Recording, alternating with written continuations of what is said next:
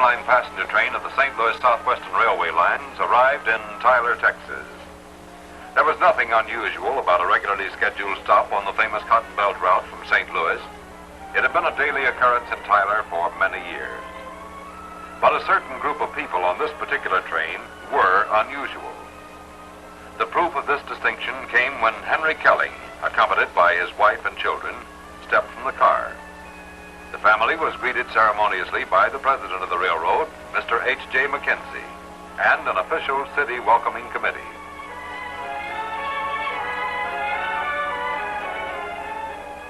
It was the Kellings' first glimpse of their new home, for they were the last of more than 100 families, all employees of the Cotton Belt, who were moving from St. Louis to Tyler. The railroad had transferred its national headquarters to this thriving East Texas city, so they and the other new residents were anxious to investigate and explore.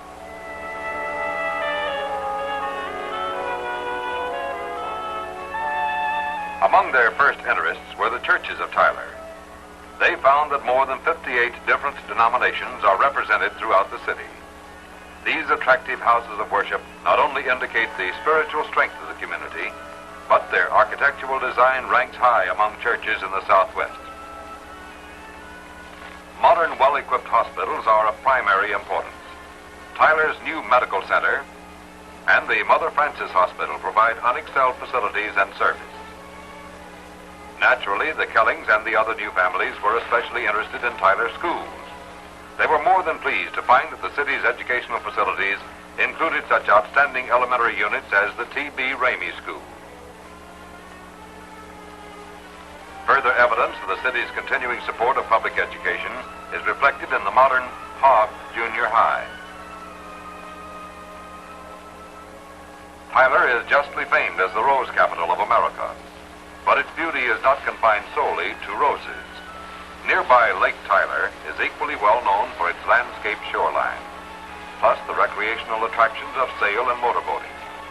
The lake also provides the municipal water supply. The suburbs of Tyler are expanding rapidly, and the construction of so many new houses gave home-seeking families like the Kellings a wide and varied choice. Their final selection represented everything they'd ever dreamed about in a crowded city. Plenty of space for every member of the family. Within a few days, they were enjoying the typical life of a Texas family.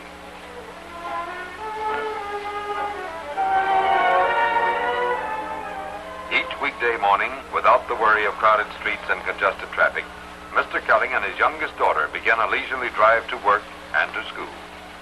For although his new hometown boasts a population of 50,000, Mr. Kelling now knows from experience the ease with which every business and residential section can be reached.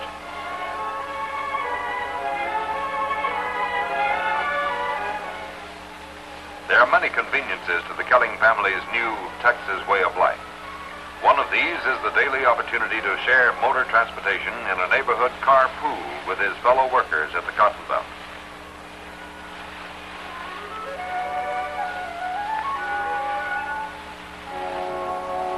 But first, a very young lady, in fact, the family's youngest, is escorted safely to a nearby school.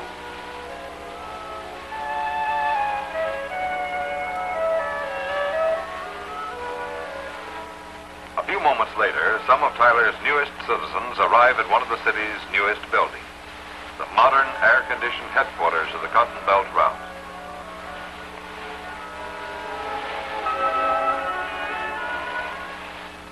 Within its 3 spacious floors, it contains over 3 acres of floor space.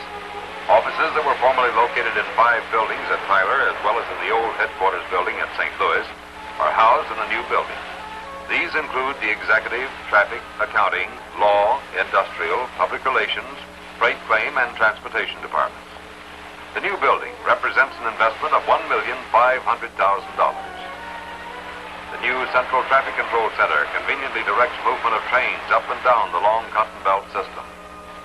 Mr. Kelling's office is located in the railroad's legal section, where he is chief law clerk. He spent the first few days becoming accustomed to his new office.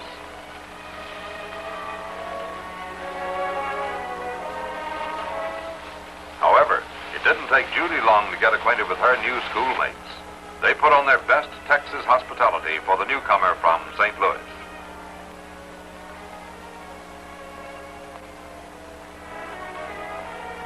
And it didn't take Judy long to decide that she wanted to attend Tyler Junior College after she graduates from high school. At the college, she hopes to become a member of the famed Apache Bells, the girls' precision drill and marching group. After a visit to the college campus where she watched a workout by the Apache Bells and the Apache Band, she was more determined than ever to fulfill her new ambition.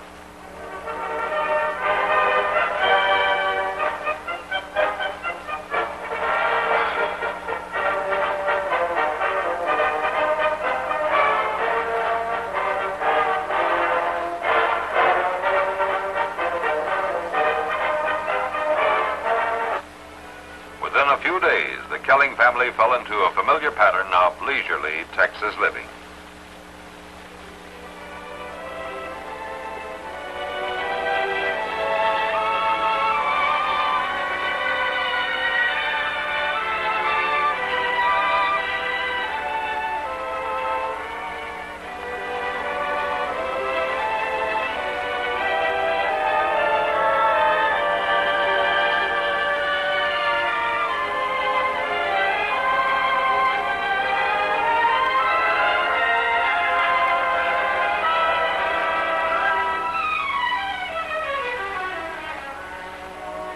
Like millions of other Texans, the family developed a fondness for the outdoors. They particularly enjoyed their new home's backyard grill and barbecue pit. Now the Kellings' backyard has become a mecca for friends and neighbors who gather for steaks, barbecue, or just for a friendly get-together. These have served in helping the Kellings become better acquainted with their new environment, as well as with the finer points of Texas-grown steaks. Mr. Kelling, a fishing enthusiast, has found that Tyler also offers him an opportunity to try his luck at matching wits with some of the finest fish in Texas.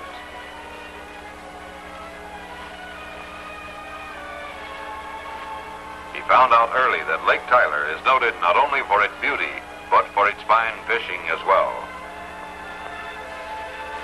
The climax of the railroad's mass migration to Texas came last week when dedication ceremonies led by Cotton Belt President H.J. McKenzie formally opened the new headquarters at Tyler.